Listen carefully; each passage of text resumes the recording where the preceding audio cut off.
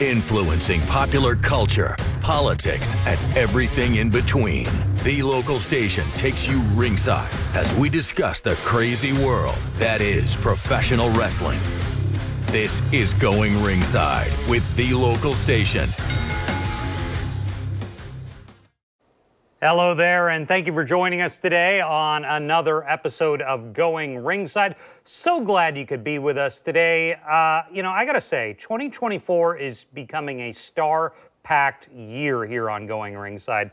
The stars keep coming, and today is no exception. Teddy Long, holla, holla, holla. The former Smackdown General Manager and just all-around incredible talent in WWE and the pro wrestling world for decades joins us today. But before we get to talking about Teddy, I gotta keep asking. Please, if you're watching the show, spread the word about the show that we're out here.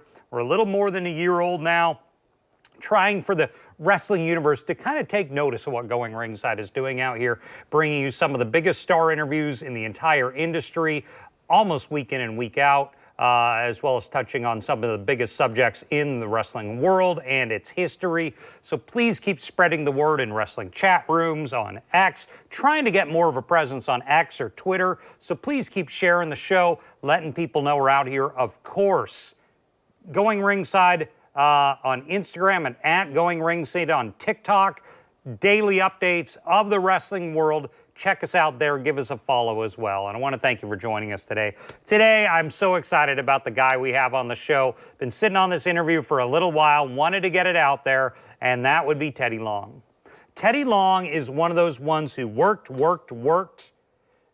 didn't get a lot of recognition, but then eventually he got a whole lot of it as WWE realized what they had and what an incredible talent Teddy Long is. So backing up, I remember Teddy Long from the late 80s as the referee.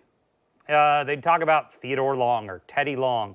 He was the referee in the old school WCW NWA days, back in the studio, small venues that they'd play on WTBS every week, refereeing matches involving people like the Rock and Roll Express and the Four Horsemen and other talents.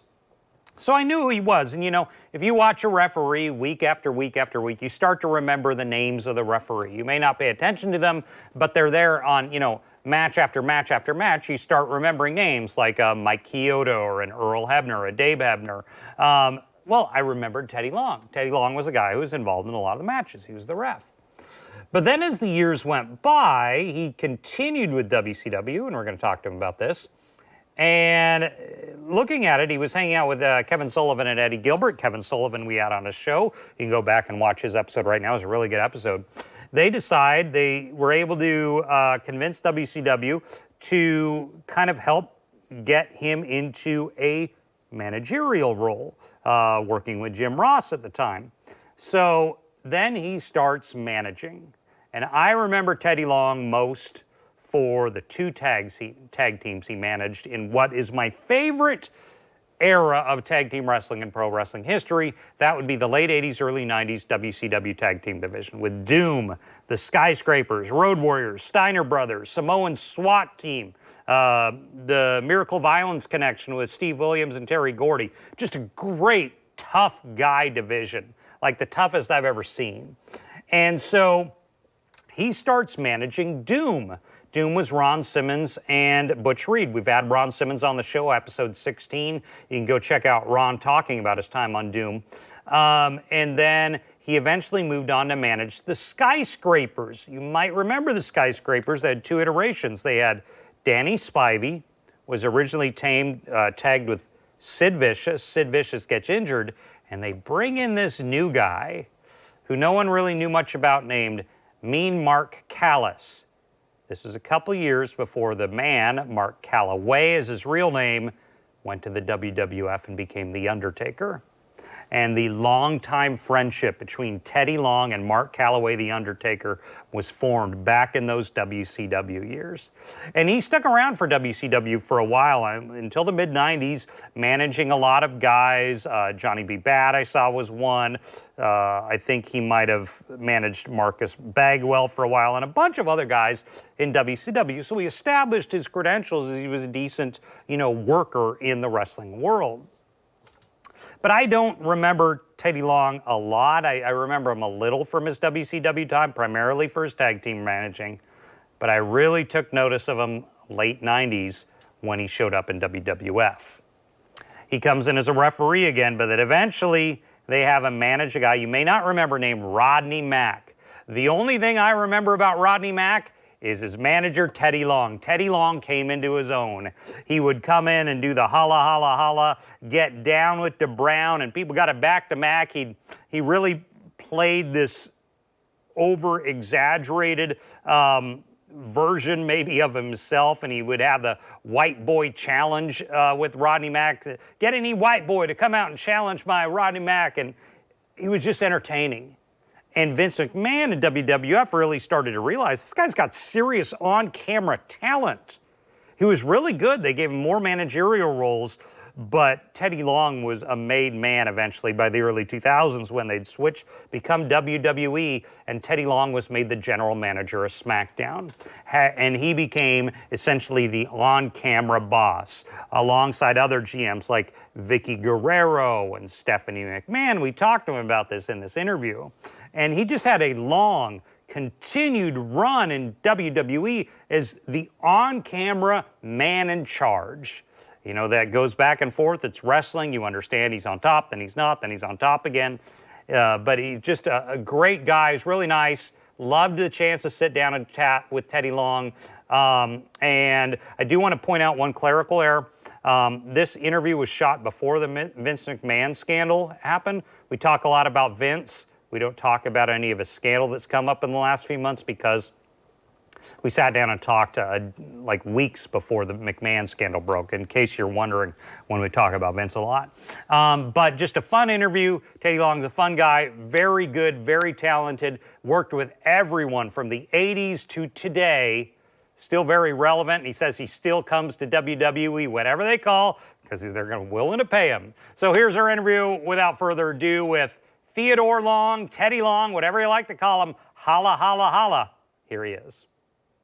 Well, we're so excited today to be joined by WWE Hall of Famer Teddy Long. Teddy, thank you for joining us today. Hey, no problem, man. Thank you guys for having me. So we were talking a little off camera. Talk to me about what you're up to in life now. It's a very busy time for you. Well, what I'm doing is probably what I've been doing ever since I'm like semi-retired from WWE. I still have a Legends deal with them. So what I'm doing a lot of Comic Cons. I'm doing like stuff that I'm doing here now that we're going to do today here, for the Riverside Wrestling Con. I just stay busy, man, and I enjoy going out seeing the fans. I just got a call a few minutes ago. I'm going to be in Memphis on January the 29th for a big anniversary that they're going to have there for Memphis Wrestling. So I'm just staying as busy as I can, but I still love going home, sleeping in my own bed every night. I'm sure. So how did it all start for you? I remember Teddy Long, the referee in NWA, I think it was.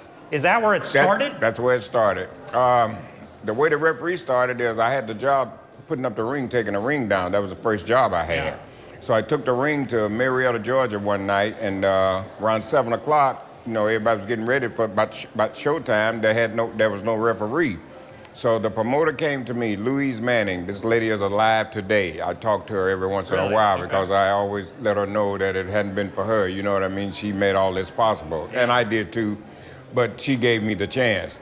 And so they sent out and got me a referee shirt, and they brought it back. And I put the referee shirt on, and I went out, and the first match I did was Ron Bass and Black Bart. They was in a Texas death match. Well, by me not being smart, not knowing, to the business, they started bleeding and stuff real bad, so that kind of scared me, so I just jumped out and left them. Really? That's a true story. I jumped out and left them. So Charlie McGowan, God rest his soul, Scrappy McGowan, people may remember him. He's a referee back in the NWA days.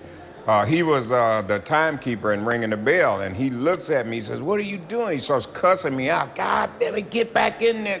So I don't even know what's really going on. So finally I just come to my senses, and I heard Black Bart. I never forget it. he said, he told Ron Bass, he said, did you see? No, this is what happened now. They had a gimmick, and it was wrapped up in tape. And Black Bart put that on his hand, and he was just beating Ron Bass with that gimmick. And so finally, man, Ron Bass is just bleeding all over the place. So Ron takes the Bart takes the gimmick out. He drops it in the ring. I pick it up and I throw it out of the ring. I throw it away because I'm thinking, you know, it's beating the match. So it was a big time. But I remember that night, and I said to myself, I really found out how screwed up I did, and I said, I know I'm gone. They're going to get rid of me. And what happened is the way they forgot about me is, I think it was Pat Tanaka and somebody Buddy Landell had a match, and Charlie McGowan rang the bell too quick and screwed the finish up. They got so mad at him till they forgot about me. So that lasts only so long because eventually they see your talent level and all of a sudden you're managing like Doom and stuff. Well, the way that got discovered for the manager stuff, before I got into wrestling, I was into radio. I was a disc jockey on a radio station. Okay. So I started riding with Kevin Sullivan and Hot Stuff Eddie Gilbert, God rest his soul. And these two guys, if you know anything about wrestling, they were geniuses. They knew this business like the back of their hand. They were outstanding. And me, not knowing then, but I know now, was lucky enough to ride with these two guys that really knew it all, and that's why I learned a lot from them. So I started riding with Kevin and Eddie, so as we'd get down the road, so we'd get a six-pack of beer for the road, and we'd get to riding. So I told them, I said, you guys know I used to be a DJ, right? And they said, no. So I started turning the radio down in the car and started DJing for them. Well, I'm thinking I'm just giving them some fun, but they saw something else. So Kevin went to the booker at that time and told him, man, this guy Teddy Long can talk, man. We need to make him a manager. So that's how the managing started. You worked a lot with Ron Simmons. What was Ron like early on? Because he was such a powerful, tough man. Well, maybe whether you remember it or not, you know, he was part of my heel turn. Ron Simmons and JYD, God rest his soul, they were in the ring working, and I did the fast count on JYD, pop, pop, pop, pop, 1, 2, 3, and had, you know, Ron to lose, and so that's how my heel turn became. But the work with Ron, man, was absolutely great. Butch Reed, God rest his soul, I worked with him. He was, you know, I learned so much from him too because he come from the old school. So back in the day, working with those guys where you could learn so much and understand what the business really was, you know, was really, really helpful to me. You eventually made the jump to WWE, I think late 90s. Was it Rodney 98. Mack? Was Rodney Mack your first guy? No, Mark Gentrek. Mark Gentrek. Mark Gentrek, okay. The Reflection of Perfection. I started him. Also, I had, well, I didn't have him in WWE. Mark Merrow, Johnny B. Bad, I had him, that was in NWA days. But I believe Rodney Mack, Mark Gentrek, I think were the two guys I started with in WWE. How did it go from you came in as a manager and they're seeing what you can do, and then it explodes and it starts going into the general manager role? Well, that was all Vince McMahon. All I know is this: they didn't tell me that I was going to be the general manager. They never said one word to me about it. The first thing they told me is when Vince discovered me, man. Well, the discovery was Sergeant Slaughter, Earl Hebner, and Michael Hayes. They were looking for a manager, and they were having this production meeting. And Michael Hayes, Sergeant Slaughter, Earl Hebner brought my name up, and Vince, they sent for me. So I came back to work. I walked out. Did the first promo with D'Lo Brown. That was the first guy I walked out with. I come back through the curtain. Vince McMahon looked at me. He said, I can't believe I've had you ready under my nose all this time. Those was his words. And what was it like for you to know you started as a ref and you're general manager of SmackDown, which is orders of magnitude bigger than NWA at that point? I started at putting up the ring. You started I started getting jackets, emptying garbage cans, you know, wasn't no money. No, I didn't get paid for. I'm just trying to keep myself busy, you know, so they wouldn't throw me out. so I don't know. I just give it all to God, man. It's just a blessing because I had no idea that I would have went from getting jackets, putting the ring up, to being general manager of Vince's TV for almost 10 years. One of the people you were constantly alongside on camera was Vicky Guerrero. Oh. What was the relationship like with Vicky? What was it like working with Vicky? A lot of people thought, you know, by her character on TV, they thought she was so mean, but geez, she was a sweetheart. I'm telling you, man, just a great person to work with. A lot of that stuff that she did to me, you know, I recommended it because I learned, you know what I mean, now how to make stories work and how, you know, to help myself. So a lot of that stuff, like I said, I gave her ideas. She had some of her own ideas. And basically that was Vince's creation too. He wrote that too, the Vicky Guerrero story. He also wrote the thing that me and when Undertaker kidnapped me and we did all that stuff, that was Vince's idea. What was Undertaker like to work with? Great guy. I worked with him before he was the Undertaker. You know, I managed him in WCW. He was Mean Mark Callis. So part of the Skyscrapers. Well, just for a moment because Sid got hurt. That's and right. Taker stepped in, you know, just for that moment. But yeah, I've known Taker a long time. One of the greatest guys in the world to work with. What was he like when you started working with him again in WWE? Same guy, never changed. He never changed? Never changed. Same guy.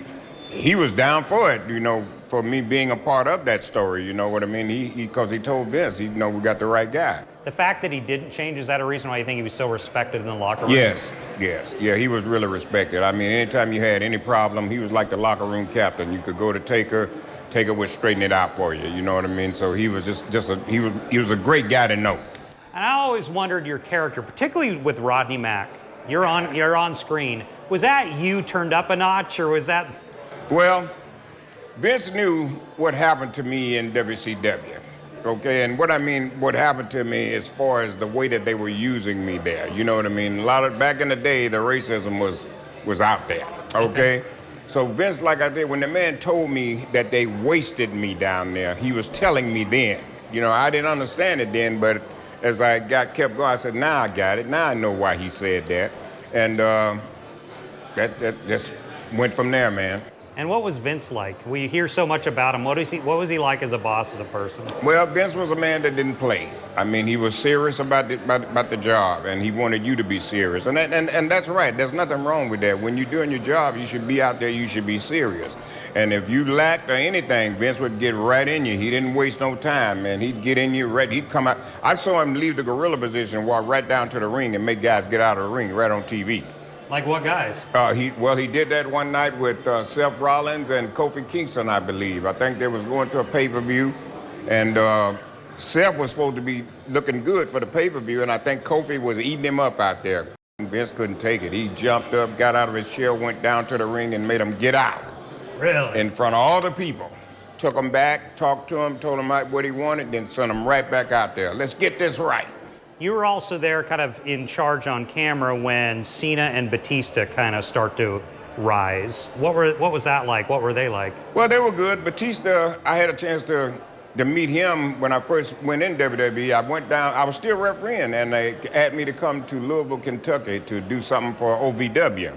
And Batista was in OVW at that particular time. And, and I think about this. Here's a guy that came and picked me up from the airport, riding me around. Now he's a big movie star. You know? But me and him were really good friends, man. I love Batista. He was such a nice guy. What about John Cena? Did you see the star power there when he was starting? Well, when he first started, you know, I didn't see it then. You know, I think Vince had to figure out what he really wanted to do with him. But when he first started, I think he was G.I. Joe or something, I believe it was. He had on some kind of army fatigues. But like I said, he was just trying to struggle, trying to make it, and he finally did make it. And Vince, you know, saw exactly his niche, and so that's, you know, they put him out there because Hogan was gone, so now they needed another Hogan. And so I think that was Cena's role, to be the next Hogan. What about, like, one guy I wondered about, because he was kind of on a somewhat Legends deal, almost, was Austin. What was he like during that generation? Because he had retired, but they'd bring him back on occasion. Stone Cold? Yeah. Yeah. Well, he was a great guy to work with too, man. Really great guy. I learned a lot from him too.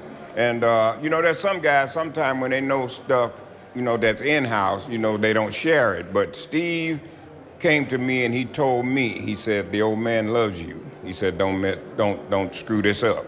And he told me, and there's another guy that did the same thing for me too, was Gerald Briscoe.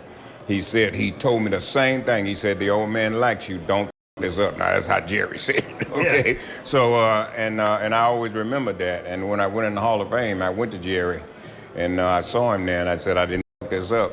That's probably good. And he remembered that, you know? You mentioned Kofi Kingston. Could you see he was a good talent when he started? I saw him before he ever got started. He came down to Deep South. Deep South was one of our training centers before it got shut down. Well, Kofi was in OVW, then I think he left there and he came down to Deep South and he worked there for a while with Nick Patrick and Jody Hamilton. They trained a lot of guys. MVP came out of there. Luke Gallows, he was one of the guys that Jody came. Hamilton, the assassin? Yes, okay. yes. Yeah. Okay, yeah, he Luke Gallows, he was one of the guys that came out of there. So, yeah, Kofi, he had great potential, man. I saw that, way before he got hired. What about Lesnar? What was he like? Because he's just such an iconic athlete. Well, Brock was a great guy too. Me and him always got along, Brock was he always kind of stayed to himself. He wasn't, he wasn't. Is he as intimidating in real life as he appears on camera? Well, yeah. But he's super nice too. Yeah, well, that's good. Yeah. He was kind of like Kane. If you'd see Kane, you'd be scared to death of him, but in real life, God, he's just a teddy bear. And Kane was kind of a teddy bear too? Yeah. Oh, well, I was the only guy that could ride with Kane. He rode by himself. He didn't have nobody with him, but he would let me ride with him because I was a gym rat. I stayed in the gym, and Kane knew that. And so one day, I'll never forget it. We was overseas in Italy, and we had to catch a flight that morning, so we needed to get a workout. So we got up at 5 o'clock in the morning, and Kane came and got me and woke me up and got me up so we could go to the gym and get our workout in before we caught the plane. Well, you mentioned Jim, and Ken Shamrock once told me that Kane is super strong. He is an immensely powerful individual. Is that right? Yeah, super strong, yeah. I think I lost. Did he lose money on me one time? It was him and CM Punk. They made the bet that I couldn't do 2 hours of cardio, and I did 1 hour, and so I got off, went to the bathroom, come and take a leak and come back, and I did the other hour. So I think Kane lost a bet. It was him or CM Punk. I can't remember. They bet on me. You mentioned Punk. He's the center of everyone's top conversation right now. For you, what was Punk like to work with? Great guy, great friend of mine. I got something on my phone right now where he wished me a Merry Christmas and everything. Yeah, I stay in contact with him. Not a whole lot of talking, but we text back and forth. But I always liked Punk because Punk was just straight. He would come out and let you know exactly what it is, and he told the truth.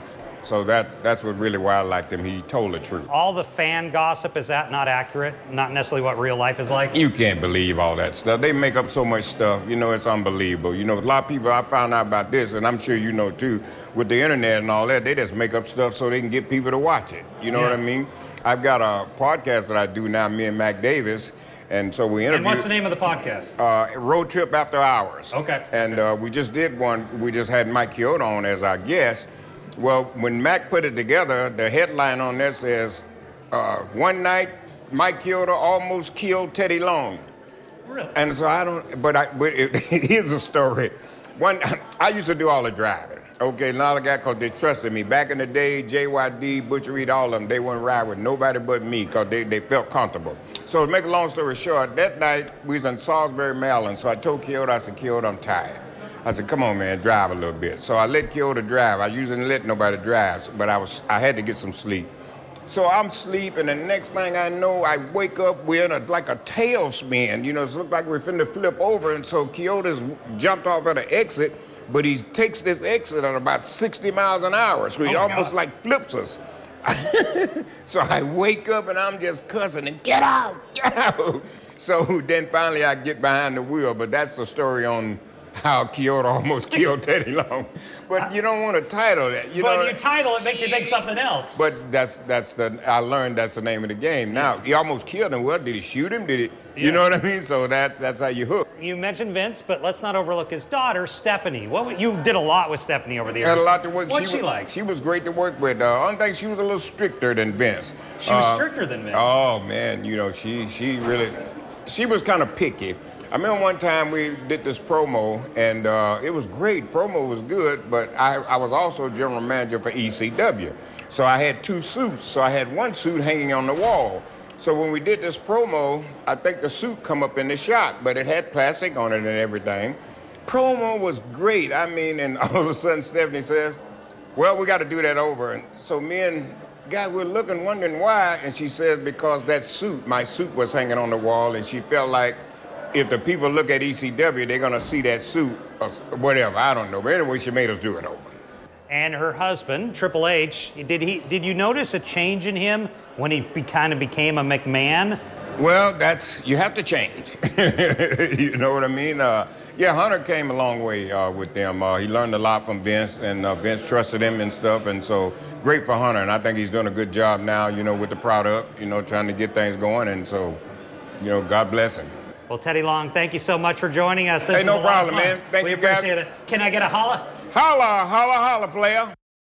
So I want to thank Teddy Long for coming on the show with us. I'm so excited to talk to Teddy. He's got this just decades-long history in this industry from the late 1980s up until now. You'll notice we talked a lot about Vince McMahon, but didn't really mention any of Vince's controversies because I taped this interview with Teddy in just the weeks right before the McMahon scandal blew up, so we didn't talk about that there. But Teddy is going to be one of the many stars on hand on something we're going to be talking about nonstop over the next few weeks.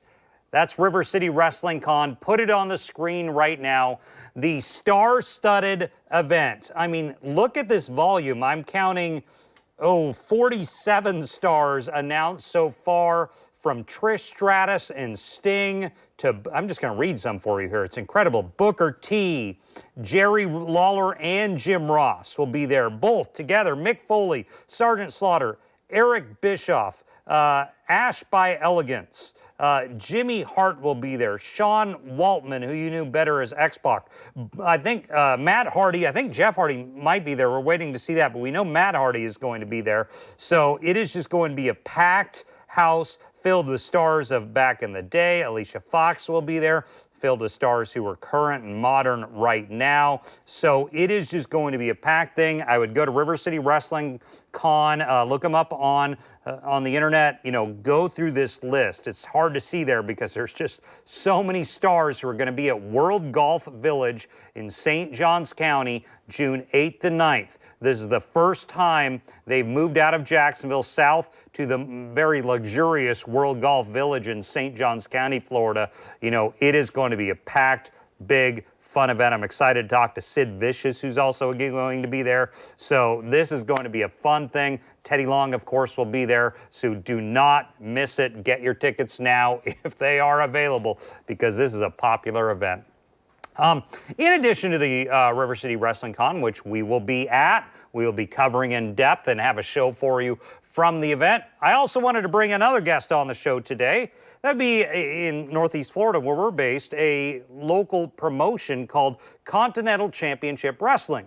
They've had some events going on here in the Jacksonville. They've been around quite a long time. An established indie organization based here in Jacksonville. Wanted to bring them on the show, talk a little about what their product is all about. So let's get to it. Here's our interview with Continental Championship Wrestling based in Jacksonville. Well, we are excited to be joined today by Bryce Maddox with CCW, Continental Championship Wrestling, based here in Jacksonville, where we shoot the show. Bryce, thanks for joining us today. Thanks for having me, Scott. It's good to be here. Well, you guys had a big event March 9th in Jacksonville. Tell me all about CZW, your recent event, and kind of what's coming up for you guys. Yeah, so this past Saturday, March 9th, we had an annual show for us, which is Stampede. It was the 33rd annual Stampede this year. 33? Hang on. You guys have been around 33 years? It's incredible. 33 years. We're definitely one of the longest running independent wrestling promotions in the country, for sure. I mean, 33 years running it consistently, consistently running shows. So Stampede is typically in January, but just due to some scheduling, we ended up doing it in March. So Stampede 33, it's a 20-man battle royal. Winner of the battle royal gets $10,000 and a shot at the main event for the CCW World Heavyweight Championship. So it was a great event, great turnout. CCW itself, we run 2 annual shows, Stampede, and then in August or later in the year, we run another one called Wrestle Bash, which has also been going on for 33 years. So this upcoming year will be Wrestle Bash 33. How did indie wrestling, how would you characterize the indie wrestling scene in Jacksonville and kind of here in the northern half of Florida, South Georgia? Yeah, so to me, a lot of the independent promotions and as independent wrestling here in general, Northeast area, has a lot of that old school feel to it still, that like NWA style, Florida Championship Wrestling. Like it still has that vibe to me. When I go to the shows, when I'm on the shows, it's the storytelling, the matches themselves, the style of the wrestlers, So I like it because it's almost like this old school meets new school type. Talk to me about are you the booker? Do you wrestle? Kind of what's your role in all this? I'm a wrestler. My name's the Machine Bryce Maddox. I've been wrestling for a little over 4 years now. I started out as a college football player for Jacksonville University. And then I always said after I was done playing football, I wanted to be a professional wrestler. And I got Why? in What with this. drew you? So my dad, it was always on in the house growing up. My dad grew up in South Florida, like not quite South Florida, like the Vero Beach area, when the territories were still going around. So he was always seeing Dusty Rhodes. Actually, I was just home for Christmas and we went to the photo box and he had pictures from an old NWA show. I think it was 89 maybe. Might have been a little earlier than that, but he had Sting and Flair, the Road Warriors, like all these guys. It was so cool to see those pictures because they were just like real life action figures. So as growing up around it, I've always just been drawn to it. I've always had a love and appreciation for the entertainment and the sport of it. And so you're a good guy to ask this question to. I'd like to add Ken Shamrock on and some others who have said wrestling is one of the most brutal things, you can do. You were a college level football player, which is also one of the more brutal things you could do. Talk to me about, how would you compare wrestling as far as just kind of the grind you put your body through? Yeah, so it's physical. You're not landing on pillows out there. I remember like my first week of training, my back was just bruised and cut up from the ropes. My neck was sore. I compare it, you have an acclimation period in football when you start the season and you have to wear your helmet for the first few days. And when you haven't worn your helmet, from the summer, you put your helmet on and your neck is kind of sore from having to hold that weight up. And taking those bumps for the first time and everything, my neck was sore for weeks. So did you finally kind of get accustomed things to it, or do you ever? Does the pain ever go away? You've been doing it for 4 years. I think it's just a part of it. I think your body calluses to some of the things. I'm not sore from hitting the ropes as much anymore, definitely. But I'm still feeling it from Saturday. Yeah, talk to me about how Saturday went. We got some pictures from you guys. How did it go? It was great. It was great. I think we had about 8 matches on there. Crowd was great. Same day, there was a Monster Jam event. I think there was some sort of comic convention, some sort of comic convention going on in Jacksonville also, which seems, similar type of fans that go to those events. And with those things going on, it was pouring rain and we still had a great turnout. So it was just really, really cool to see the local support and everything. Where do your wrestlers come from? It was a great show. Where do you guys get them from? Are they all local Jacksonville talent? Do you get some of the traveling indie guys? What's that like? So Continental Championship Wrestling also has a school attached to it called Top Rope Wrestling Academy. That has also been around just as long as the promotion itself. So when you come to our shows, or you can go to our YouTube page, Continental Championship Wrestling, I would say about 95% of the people you on there are students from Top Rope Wrestling Academy. We bring guys in every now and then, but majority of it is all in-house. Any success stories over the years for you guys in the wrestling world people may have heard of? Byron Saxton. Yes. I know Byron used to work here at Channel 4 where we're based, so I know Byron quite well, yeah. Yeah, Byron came through briefly for a little bit, and he wrestled. That's the only one that's coming to the top of my head right now. But Byron, I want to stop there because, for our viewers not in Jacksonville, he was a former anchor here at Channel 4 where we're based out of. And so I always wondered where he would wrestle because he would tell me, when he wasn't working in TV news, he would go wrestle like on the weekends or whatever. Yep. So CCW was one of his stops. Interesting.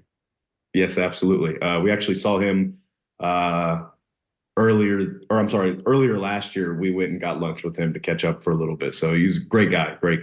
Yeah, very cool. Very cool. So talk to me about what you get at an indie show because let's talk some fans into the door here. What do you get in an indie show? It's obviously different than the big stuff. What do you get there that you maybe don't get otherwise at another wrestling event? Yeah, so I think opposed to going to like a larger company type event, one, if you're going to a TV show, it's very production based. You got to deal with the commercials and everything. I think at an indie show, it's a lot more personable. You're a lot closer to the action. I think it's really cool just to see. You go to any show, you might look at a guy and like, oh, he's pretty good. And then 2 years later, you might see him on TV. And I think that's just a cool experience for a fan to be like, I saw this guy from the very beginning. So I just think that much more like personable experience. You're a lot closer to the action. I think those are probably some big key components that you get from going to an indie show. Well, tell me about, first off, tell me about how people would contact you if people want to try maybe wrestling, kind of what your options are there, and then kind of what's coming up for you guys. So with CCW, we have a website. It's www.ccwrestling.biz. You can find merchandise, ticket sales, upcoming events. We have a weekly for the last 7 years. So the company's been around for 33 years.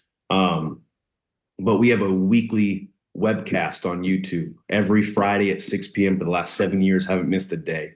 And I think we're one of the only indie promotions to be doing that consistently. And so I'd look up like CCW Continental Championship Wrestling on YouTube. Yep, Continental Championship Wrestling on YouTube. You'll find all of our episodes on there, recent events, recent shows, promos, interviews with the wrestlers, all things like that. And if people are interested in actually becoming a wrestler or doing some training, talk to me about, could they get in touch with you guys? Absolutely. So you could find us at Continental Championship Wrestling on Instagram or Facebook, and you could message them there if you're interested in the school, or you could go to our website, which is ccwrestling.biz, and there's a info thing at the bottom, and you can submit a request. And if you're curious about coming to a show, becoming a wrestler, we also do tryouts quarterly. We just had one not too long ago. I don't have a date for the next one yet, but if you guys follow us, you'll see it coming up, and we'll do tryouts for the school where the winner gets picked and they get free tuition, so it's a 6-month course, it's a 6-month class, very affordable compared to other wrestling schools. At the end of that 6 months, you can either be a part of the CCW roster because we travel and we work, we do a lot of shows. Every 3 weeks we do shows, or you can get to go out and travel and do those types of things across the independent scene. Well, Bryce Maddox, thanks for joining us on the show today. I appreciate it. We'll be looking for CCW in the weeks to come. Of course. Thank you so much. So glad to get an indie organization on CCW, great organization in Jacksonville. And to all you indie guys out there, if you want to promote your shows, your organization, anywhere in Florida or the Southeast, we'd love to have you on, or really anywhere in the country, give me a call and we'd love to have you on. So I also want to thank Teddy Long, holla, holla, holla, the Smackdown longtime GM himself, for coming on the show today. He's going to be one of the many stars at River City Wrestling Con, which over the next few weeks, that's all we're going to be talking about, because the stars from Trish Stratus to Sting to Mick Foley will be there. We're going to try and get them all on the show, so stay tuned. Some big things are coming to Going Ringside here in coming weeks. Thank you for joining us. We'll see you back here next time. This has been Going Ringside with The Local Station, brought to you every Wednesday on your favorite podcast player, on New Sport Jacks Plus, as well as the New Sport Jacks YouTube channel.